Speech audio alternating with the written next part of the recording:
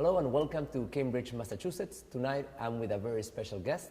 I'm with Ross Picard, and Ross is the founder and director of the Affective Computing Group at the MIT Media Lab. And affective computing mixes two things that people in general, I would say that they don't think that go together. You know, people associate machines being sort of cold and computers not being necessarily emotional, but your group has actually been finding, instances in which these two things combine. So I'm sure that there's a lot of people that would be curious to know what is the intersection between the world of computing and the world of affections. What is affective computing about? So affective computing is computing that relates to, arises from, or deliberately influences emotion and other affective phenomena. So in the beginning, it grew from ideas about what does it mean for a machine to be intelligent, and not just intelligent in a mathematical and verbal sense, but intelligent when it interacts with us. And that involved skills of what's come to be known as emotional intelligence. And you can imagine computers are pretty bad at that in the early days. We've also gotten very interested in not just machines being intelligent, but in technology that helps us better understand and communicate human emotions. And so the work now has a whole branch that addresses supporting the communication of human emotional information. So what are the technologies that computers use to try to understand the emotions of a person? Yeah, there's no, in the beginning we kind of wished there was like a cable you could plug into your brain or into your gut brain or something. Matrix. Yeah, well this was before Matrix, and read out your feelings. And that doesn't exist. And actually, I don't know about you, I breathe a sigh of relief that that doesn't exist. But what we find is that there are lots of ways that we read each other's emotions, and some of those are accessible to machines now. For example, we read each other's facial expressions, we listen to each other's vocal changes, we read each other's posture and gestures, and we read how that is synchronized or not. And all of that together helps us to start to infer what might underneath be an emotional state that's driving those observations. So at the same time, maybe some people is not very good at reading emotions, and a lot of these cues, we maybe understand them without knowing which is the cue that we're picking up. So how is affective computing helping sort of understand these cues better? What are the cues? It's a great question, yeah. So affective computing, to do it, to program a computer to do this, we have to figure out how we do it. And most of us do it without realizing how we do it. It's sort of like vision. You open your eyes, it works, looks easy, right? Why is this hard? But for some people, it turns out that recognizing emotion is extremely hard, and they need to learn specific rules for it, just like the kind of rules we're having to give computers. In particular, a lot of people on the autism spectrum, and also a lot of people who don't have an autism label, but who have nonverbal learning disability, who just can't read faces or other emotional cues in a social setting. And for them, we need to make explicit what this means. Like when you see an eyebrow go up when somebody sees you, what does that mean? Does that mean they're afraid? Probably not. Probably means they're recognizing you, acknowledging you. Maybe they're open to, you approaching them. And those signals are really important to read correctly. Oh, okay. So then this research has actually been used in autism because of this? Yeah. So we have, I guess many years ago, my husband and I were organizing a bike trip, from Cambridge down to Provincetown. And we'd mailed the whole lab, and one day this guy who I'd never met shows up at my office and says, "Hey, I'd like to go on the bike trip with you. My name's Matthew Belmonte, and I hear that you're building computers that can recognize emotion." And I'm like, "Well, we're working on that." And he said, "Have you thought of working on autism? My brother has autism and has difficulty recognizing emotion." And I'm like, what's autism? And next thing I know, I'm learning about this, really fascinating condition that affects now about 1 in 100 children. And not all of them have trouble reading emotion, but many of them do. And also many people without autism have trouble reading emotion. And gradually we've come to see that a lot of what we're building is really on the wish list of a number of people who struggle with this on a day-to-day basis. And now our desire is not just to give these skills to machines, but to build technology that helps people who need support with these day-to-day reading of emotion experiences. And what are the things that people would be missing out when they fail to read emotions? What are the type of, how is their life more difficult? Because well, imagine if you couldn't see, if the the girl that you're trying to get interested in you is annoyed by something you said, and you kept Isn't saying that half thing. of the people? No. Right. I know. As we were building our first social emotional prosthesis, so many people came by and said, I know somebody who needs that, or my spouse really needs this, or can you build me the mood ring that tells me my wife's mood before I go home? So it turns out none of us are perfect at transmitting or receiving emotional information. We all make mistakes with this. And in fact, I think most of us think we're better at it than we are when we actually test people on, facial expressions that are, true anger, true fear, true delight, or a new one we've thrown in, smiles of frustration. People are 50-50 telling the smiles of frustration from the smiles of delight. They are getting them wrong. So in some sense, it's not that hard to lie in this world, because people... Well, now, lying's a little different. Lying, it turns out, it's complicated, but one of the reasons that we want to look at multiple things is not just because any one channel might be faulty, but also when people are sincere, when you meet with people like in a real face-to-face interview, you're sensing not only like what their accomplishments are and what kind of person they are, but you're sensing kind of how congruent their expressions and gestures and words are. And when everything's congruent, you kind of feel at peace, like, this person feels sincere. When, however, they're like acting really stiff and stressed, but talking like they're really happy, something bugs you, right? Something's incongruent. Or when they don't look happy at all and they're like, we're really happy you're here today, you're like, I'm not sure you are. Right? So it's not a single channel expression. Exactly. In a way that there's many channels and That's we're right. seeing if they're We're looking if they're together. And in fact, this is even more exasperating for a person on the autism spectrum and for people who have what's called sensory integration challenges. For many of these people, to simultaneously switch and process channels of auditory and visual information is really hard. They can concentrate on the speech or they can concentrate on the visual, but doing both simultaneously, or if they're wearing a scratchy wool sweater at the same time, that's really a challenge. So for some people, their brains don't naturally integrate these channels like most of us do. So if this is a condition you mentioned before, that most people tend to think that we're better, detecting other people's emotions than we actually are. And that's kind of like a general phenomenon. Everyone thinks that they're above average. Oh yes, exactly. Yeah. which is a mathematical contradiction. But in that world, we could think that there's a lot of people that have not been diagnosed. So in some sense, this could be problems that are much more prevalent than we would think, because simply people have not looked for help. Right. That's right. I think a lot of people have not only not looked for help, but they're often not even aware that they have this problem until somebody says that other people can do this. And then suddenly it explains for them why they've had so much trouble in their life. It's like when something's, when you have something extra that other people don't have, you might notice that you have it. When you're missing something that others have that they don't talk about, you may not be aware that you're missing it until, you ask questions like, why is it that everybody's always getting annoyed at me and walking off? Why is it that people say I'm so boring? and in fact, this is a problem because a lot of people on the spectrum are actually quite fascinating. They're not boring at all. But they can't read when you need a break in the conversation. Okay, so you probably get this a lot in these interviews. Somebody like me gets going, talk. I get that a lot in general. Right. Now, if you look away or start to look at your watch or look disinterested, I should read the cue and pause, and let you... Try to engage. Exactly.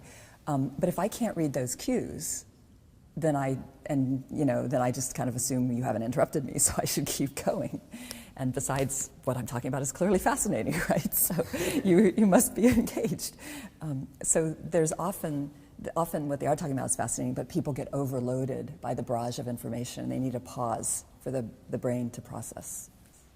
Okay, so then you learn to interact better once you sort of start looking at these rules. And I wanted to ask the question, well, you are sort of one of the, let's say, first patients of your own technology, given that you wear the wristband and you have probably been experiencing the technology from the very beginning until now. So you probably have had the opportunity to monitor yourself and learn about yourself during this process. And I'm sure that there's some stories, that can illustrate, what have you learned and how you have changed now that you have access to sort of, let's say, maybe more pragmatic way of looking at your emotions, not necessarily through the way that you feel, but how they are reflected in these affective computing technologies. Oh, I've learned a lot, yes.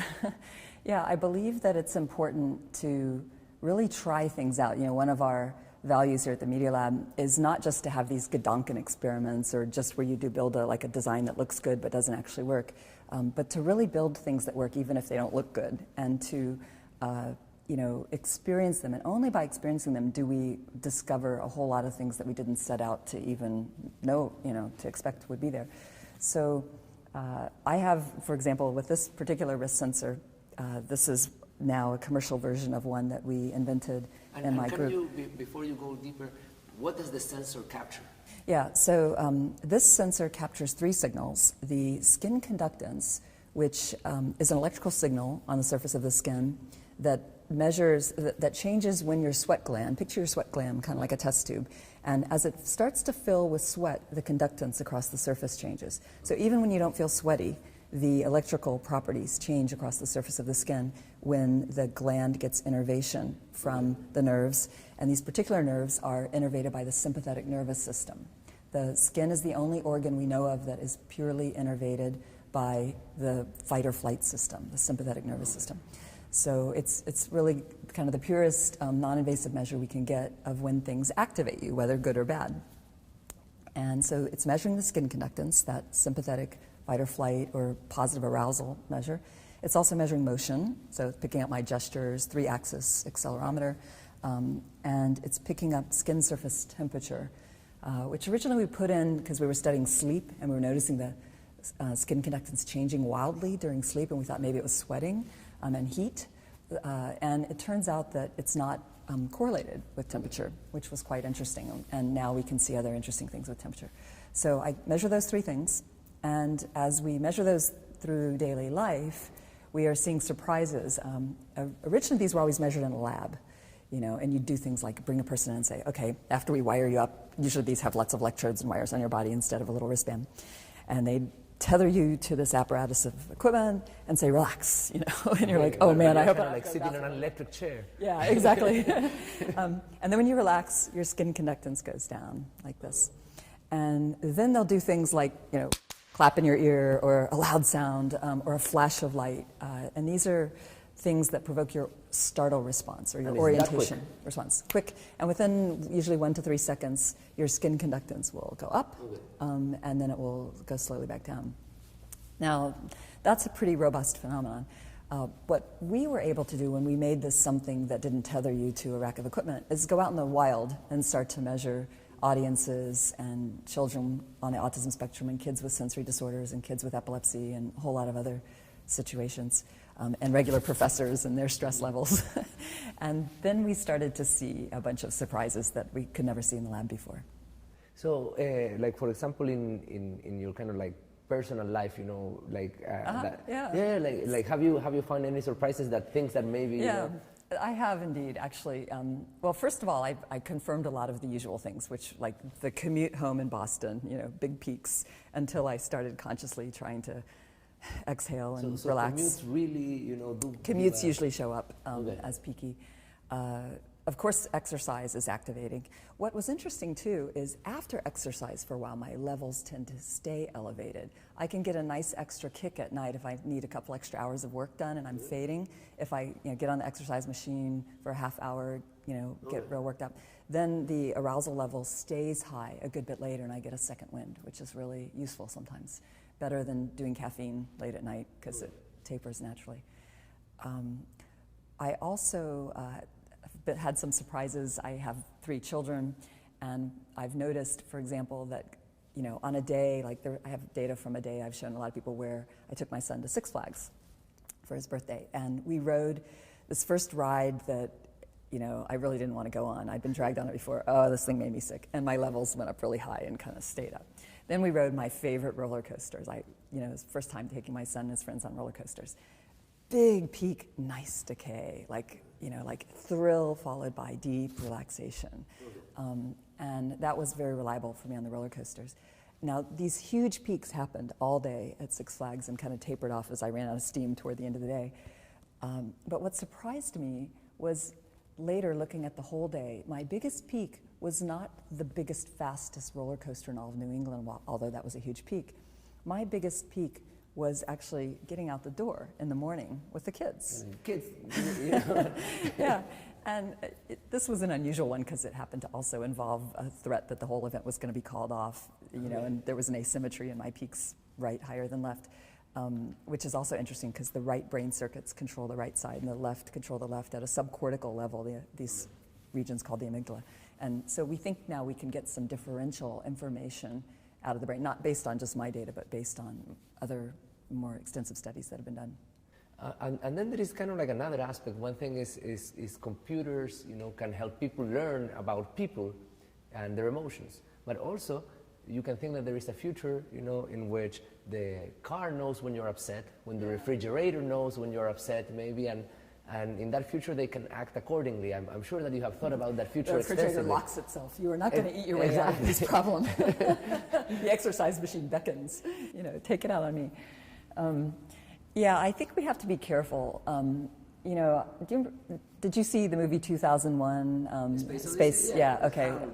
Yeah, I mean, that was a classic when I was growing up. A lot of kids these days still haven't seen it. But there's a scene in there where Hal says to Dave, take a stress pill, right? And, it's done in kind of a calm way there. But there are, in our life today, when you say to somebody the equivalent of take a stress pill, you better be a good friend before you tell them that, right? That's not really appropriate in most situations. At the same time, we do use our friends and music and food and other things to successfully co-regulate and manage our emotions. So I think we can use technology to help us manage our emotions, but I don't think it's appropriate to just have it like bark at you, like, oh, you're stressed, I'm going to switch the music in your car to something soothing and make you even more stressed, right? I think it needs to be very, very carefully thought out so that the stress doesn't escalate. So there's kind of like a whole new design challenge of how you're going to design devices that actually use that type of information. Exactly, yeah. And there is where I think it's so important to have people who really understand and respect, human feelings, what does it mean to be human, and recognize that while technology is trying to sense some of this emotional information, it is not able to sense what's truly going on inside you at a very deep, deepest feeling level right now. It's sensing some outward observations which are prone to error, much like we are prone to error. Now, mind you, we're getting a little closer. Things like this are reading some things that most people can't see. And as we we now have a camera that can read heart rate variability and respiration with just a regular webcam, right? You don't have to wear any electrodes or sensors. And as we can now see that information that you and I can't see, we are getting closer to, understanding what's changing inside a person, although it's still not like a full, neuropeptide spectrum, if you will, of all the biochemical changes and, feelings that are going on inside. And then usually at the end of the session, what we do is that actually we turn the conversation to a different part, which is not about the research, because now we have learned about the research and the wonderful things that you do. But a lot of people is actually interested to know, well, how do people, grow up to become what you have become, to become an academic that is exploring this interesting, questions and that have been combining, all of these different ideas. So I would like to use the rest of our time to get that story out of you if possible. Sure. And if possible, we could start on where did you grow up and how you started to become interested in things. So where did you grow up? Oh golly, where did I grow up? Some people would say I still haven't grown up. I don't really want to grow up. I think, childlike curiosity is what we all want to maintain, right? I think, let's see. The short version is that I was born in Boston. I was adopted by wonderful parents who, my mother's a teacher, my father's a Navy pilot, so a little bit of the adventure daredevil plus the love of learning. And I was actually born here in Boston. From here, at about age 1, we moved to California, then to Key West, Florida, then to Keflavik, Iceland. I also had a stop for a few months in South Carolina, went back down, lived in Atlanta, Georgia, and then I came to work in New Jersey at AT&T Bell Labs, and then came back to Boston to be a student at MIT. So I've come full circle now. So then, when did you, when you were in high school, what were kind of like the things that you were interested in? How did you choose what major you were going to have? What was that part of the process? High school, I was interested in boys. I was interested in skydiving and cutting out of classes. I'm not really good. I actually went to a public school. We were ranked 49th in the nation at the time, and it was not a very good school. I had a great English teacher and a great Shakespeare teacher. Our science really needed a lot more help. I couldn't get my science questions answered. I finally sort of bailed out. I found a science center nearby that would take me a couple afternoons a week to do electronics for fun. Oh, okay. So I went over there and built flip-flops and fun stuff. I thought that was cool. I wanted to learn more about science, but we didn't really have much supporting it in my high school. So mostly I got the humanities. I got typing because they told me that all girls should learn to type so that if someday I had to work, I could be a secretary. This is the culture that I grew up in. Yeah, I am a very fast typist now. It turned out to be a useful skill, but I also sort of finished the typing course in a few weeks and had the rest of the semester. So I got to basically get permission to leave school and go off to the science center where I learned to build things. I remember one day driving home with a laser and a whole bunch of electronics in the front seat of the car, and I had my parachute in the back. And I had saved up my money and bought this little car. And I just felt like the luckiest girl in the world. I could drive anywhere in the world. I have my own car. I have my parachute. I have my cool electronic stuff. And I thought I was on top of the world. My mom had a friend who did career counseling who gave me a whole bunch of tests that showed that I would probably never be a very good proofreader secretary, but that I had an aptitude for science and engineering. I was always very good at math. And so I decided to go to Georgia Tech and study engineering. And there I was torn because I loved architecture, I loved design, I loved to draw. My mom was also very artistic, and I thought I should maybe study architecture, but I also loved physics. I thought maybe I should study physics. But then I thought, man, I have to pay my bills and get to school and get a job. And I heard engineers had the best starting salaries, and electrical engineering, I could learn about a lot of things I love too. So I studied electrical engineering. Okay. So and took all my electives but and other then at the same areas. time, you've never left kind of like to have a passion for the sciences and the arts. So how do you have... Yeah, ironically, here I am in the School of Architecture doing a mixture of engineering and science. And then after Georgia Tech, what was the next step? So after Georgia Tech, I was interested in going to get a master's. I wasn't sure if I wanted to do a PhD. I was only kind of learning about advanced degree stuff later in college. It's funny, I got here and I met someone who said she'd wanted her PhD since she was in kindergarten, and I'm like, I never knew what a PhD was till I heard it like in a song, in high school. But I was interested in learning more about signal processing computer architectures. I wanted to design computer chips. And I went to Bell Labs to design digital signal processing chips, the chips that allow you to do really high-speed real-time processing of speech signals and, all of the, back then it was mostly speech, but we were starting to do more computer vision, high-speed signal processing to perceive real-time information from people. So I was working in the chip design group at Bell Labs, designing really cool new computer architectures. And then I came to MIT to do that too, to design architectures and algorithms to run on them.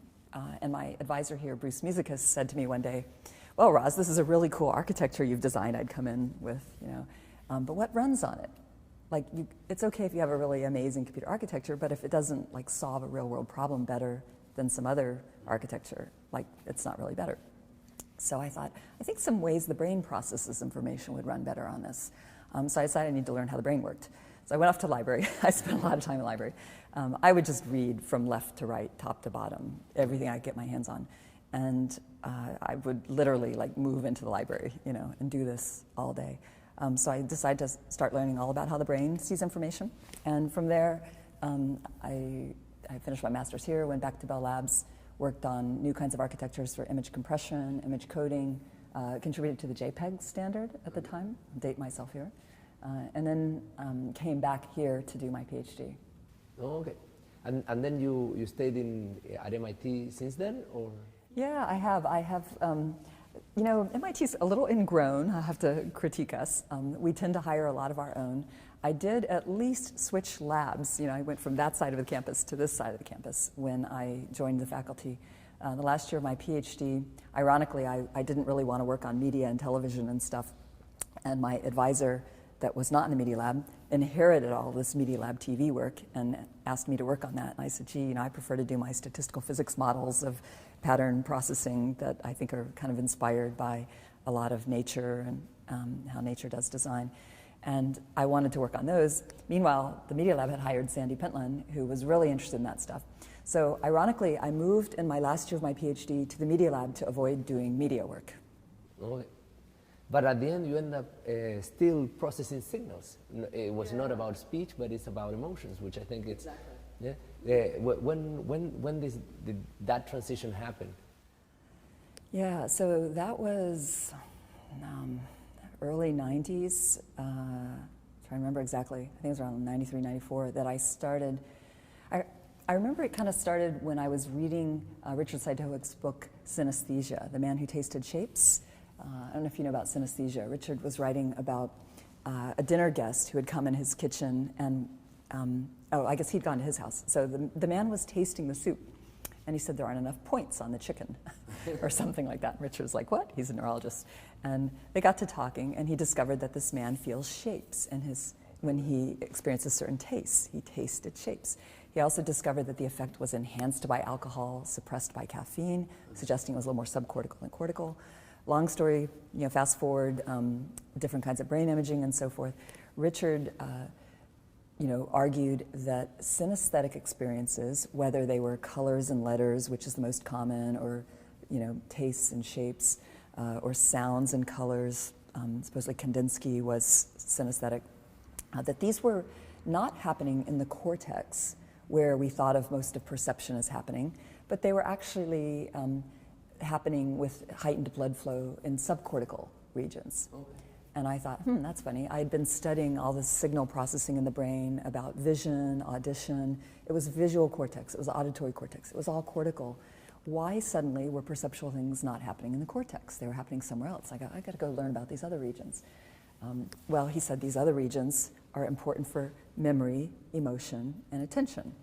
And I'm like, well, I'm definitely not interested in emotion. But memory and attention are interesting, right? Look, I'm a woman in science. I am not touching emotion.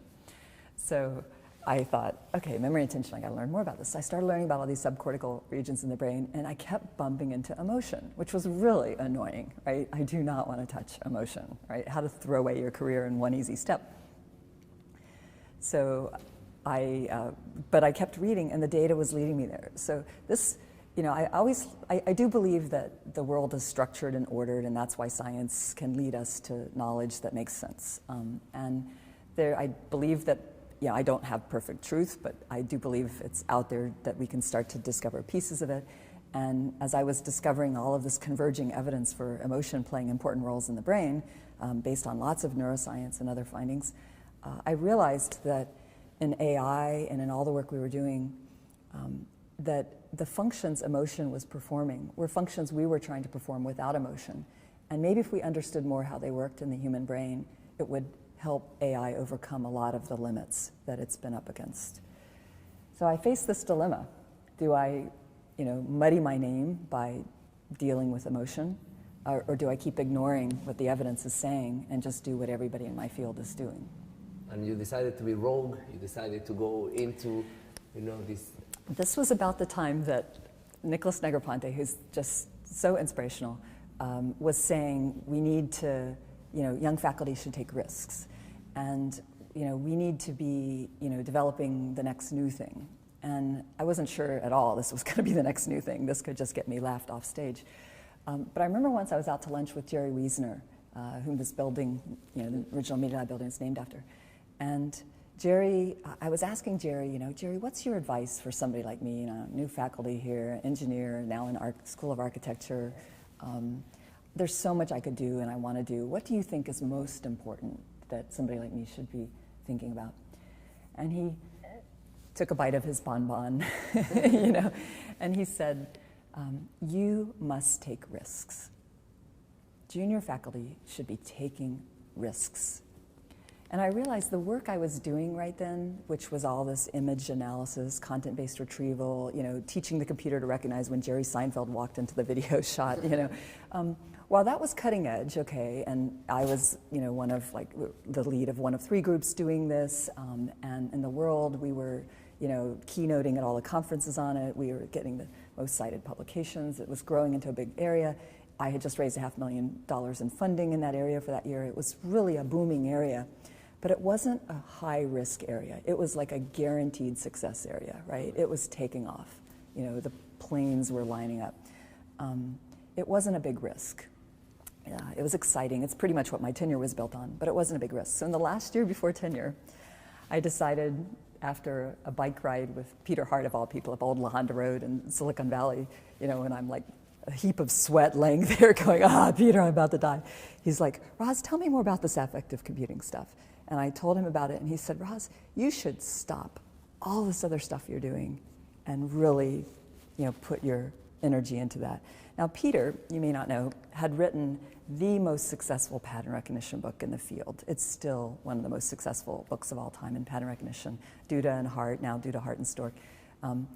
Extremely well respected guy. I still have enormous respect for him. And I would not have expected him to suggest that I veer off of this, classic, solid, mathematical, robust, high-integrity research to this wacky world of, oh my gosh, I'm going to be associated with emotion. Like, how awful is that? Especially as I start reading that literature, and it's a mess. There was, it really needed a lot of fixing, I think. There's some great stuff, but there's also a lot of stuff that does not meet the standards of a MIT engineer. So I, between Nicholas and Jerry and Peter's encouragement, I thought, okay, I really think somebody needs to move into this stuff. So then I decided to try to get other people to do it. I remember trying to talk several guys into doing it, because you don't want a woman doing emotion research. No, there were some other male researchers out there. I'm like, you should do this. You've got something kind of in this area. And they were like, I'm not touching that. And honestly, in all my MIT years, I don't remember ever being so nervous giving a talk as my first talk on affective computing, even to a group of friends here. I just thought, oh dear. Why do you think that people would not respect trying to understand them? Because one thing is that, okay, they can be hard to grasp scientifically. The other thing is that, they're not interesting, or there's not an area that we should go. So in the beginning, what was kind of your fear? It's hard to see now, because now people see how important emotion is as a shaper of rational behavior and processes. And we know now that it is integral to rational decision making and interaction and pretty much most of our daily social lives. But at the time, it was seen as that which was fluffy and made us irrational. And it was the last thing you would want to put in a computer. Okay, so then basically there was too much of an environment with the idea of a truly rational man. Yeah, exactly. And everything that would kind of try to veer away from that would ultimately, be frowned upon by the community. Right. It basically, would make me appear as if I'd lost my sensibilities.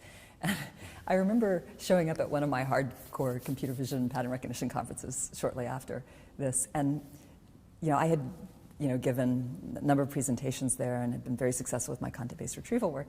And I remember some people whispering behind my back, going, "Have you heard what she's working on now?" Like suddenly I had gone off the deep end, and maybe they didn't want to, walk up and talk to me anymore. But I believed what I was doing was going to really help give some new insights that would be important. And I'm pretty stubborn once I'm convinced by the facts, which took me a while. I did a ton of reading before I was convinced. Once I'm convinced, I'm pretty stubborn. So I forged ahead with it. And I remember being really happy about 5 years later going back to this conference. And one of those people who had, been really aghast at my stuff came up and said he wanted to start working on it and he wanted to know if he could have some of my data. So it was like, yes, they're coming around. It just takes time. So how long did it took for people to warm up to that idea? Well, some of them are still warming up to the idea.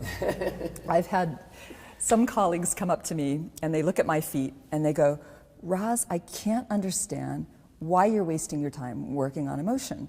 emotion doesn't matter. It's just noise. You know, we're interested in the signal, not the noise. You know, and I'm like, well, at least they're looking at my feet, not theirs, right? If they're looking at my feet, they're extroverted, right? If they're looking at their feet, they're introverted.